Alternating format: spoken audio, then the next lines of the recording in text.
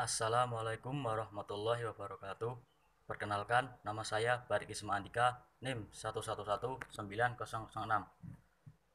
Kali ini saya akan sedikit menganalisis kepribadian dari seorang artis Medina Shen, yaitu influencer serta pengusaha sukses yang mengidap bipolar. Untuk identitas atau profilnya yaitu nama Medina Susanti Daivina Zain, tempat tanggal lahir Bandung 23 Mei 1992, kewarganegaraan Indonesia, terus agama Islam, nama ayah Pujo, nama ibu Tien Wartini, pekerjaan influencer dan pengusaha. Kemudian profil profil atau biodata Medina Shen, yaitu Medina Susanti Devina Shen yang kerap disapa dengan panggilan Medina Shen adalah seorang pengusaha dan influencer asal Indonesia. Nama wanita kelahiran Bandung 23 Mei 1992 ini dikenal sebagai pengusaha muda yang sukses. Sebagai pengusaha, Medina Shen memiliki beberapa lini bisnis. Perempuan 30 tahun ini berhasil mendirikan sebuah klinik kecantikan di tahun 2012 sebagaimana mimpinya. Klinik kecantikan tersebut diberi nama MD Clinic, dan selain itu masih banyak lagi usaha yang lainnya. Untuk kehidupan pribadi, diketahui sebelum menikah dengan Lukman Azhari, Medina Shen pernah menikah dan rumah tangganya kandas. Dari pernikahan dengan suaminya pertamanya, Medina telah dikaruniai satu anak. Kini bersama Lukman Azhari, Medina Shen juga telah dikaruniai seorang anak. Namun, hidup Medina Shen tidak berjalan mulus sebagaimana terlihat pada tanggal 28 Desember 2019. Ia diamankan polisi di salah satu rumah sakit di daerah Lebak Bulus, Jakarta Selatan.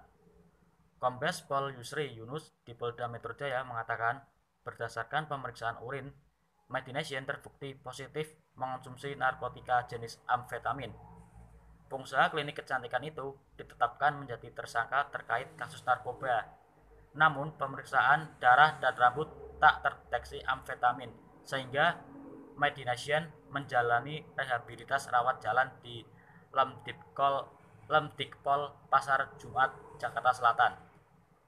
Selanjutnya yaitu riwayat hidup. Medina Shen menjadi perhatian ketika namanya terlibat kasus narkoba yang sebelumnya menyerat sang kakak ipar Ibra Azhari. Medina Shen diketahui positif menggunakan narkoba jenis amfetamin. Setelah itu, ia mengejutkan publik tentang pengakuan menderita gangguan mental. Medina Shen mengungkapkan bahwa dirinya mengidap bipolar tipe 2. Ibu dua anak ini pun menjelaskan bahwa ia telah mengetahui mengidap bipolar sebelum dirinya hamil. Bipolar disorder atau gangguan bipolar yang diderita Medina Shen dapat ditandai dengan perubahan mood yang ekstrim. Istilah ini mengacu pada suasana hati penderitanya yang dapat berganti secara tiba-tiba. Gangguan bipolar atau dikenal dengan manik depresi merupakan penyakit mental yang serius. Jika tidak ditangani dengan baik, dapat menghancurkan kehidupan, karir, bahkan mendorong seseorang untuk bunuh diri.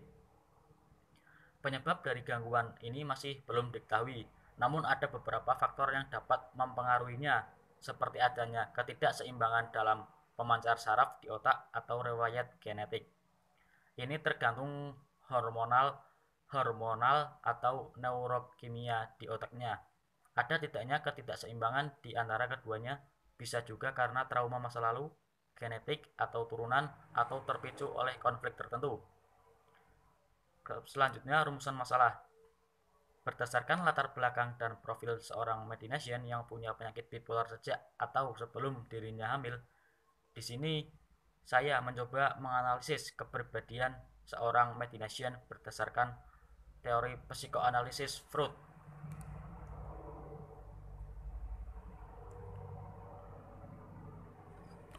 Kemudian untuk analisis kepribadiannya menggunakan teori psikoanalisis.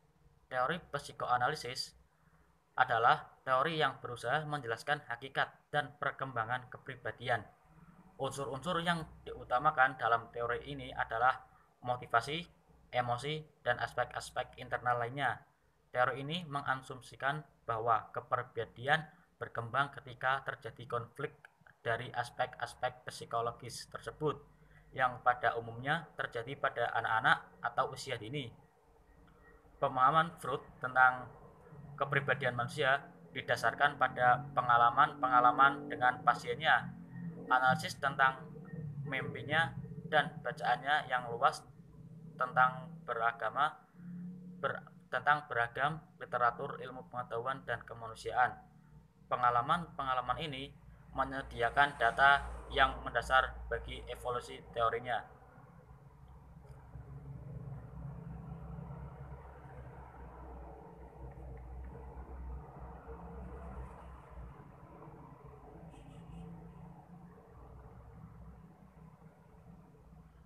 Meskipun teorinya berevolusi, Freud menegaskan bahwa psikoanalisis tidak boleh jatuh ke dalam elektisisme.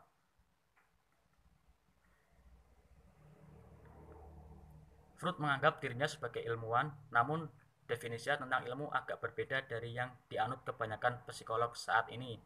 Freud lebih mengandalkan penalaran deduktif ketimbang metode riset yang ketat, dan ia melakukan observasi secara subjektif dengan jumlah sampel yang relatif kecil. Dia menggunakan pendekatan studi-studi kasus hampir secara eksklusif, merumuskan secara khas hipotesis-hipotesis terhadap fakta-fakta kasus yang diketahuinya. Sigmund Freud yang mengupakan gagasan bahwa kesadaran itu hanyalah bagian kecil saja dari kehidupan mental, sedangkan bagian yang terbesarnya adalah justru ketaksadaran atau alam tak bawah sadar. Freud mengibaratkan alam sadar dan tak sadar itu dengan sebuah gunung es yang terapung, di mana bagian yang muncul ke permukaan air adalah alam sadar jauh lebih kecil daripada bagian yang tenggelam atau alam tak sadar. Lebih lanjut, Freud memandang manusia sebagai makhluk yang deterministik, yaitu sebuah gagasan yang menyebut bahwa kegiatan manusia pada dasarnya ditentukan kekuatan irasional, kekuatan alam bawah sadar, dorongan biologis, dan insting pada saat dan insting. Psikoanalisis Freud dapat dikategorikan sebagai ilmu baru tentang manusia yang mengalami banyak pertentangan. Sekian yang dapat saya sampaikan, kurang lebihnya mohon maaf, dan apabila ada kata yang salah atau kurang berkenan tak teratur, mohon maaf. Sekian, wassalamualaikum warahmatullahi wabarakatuh.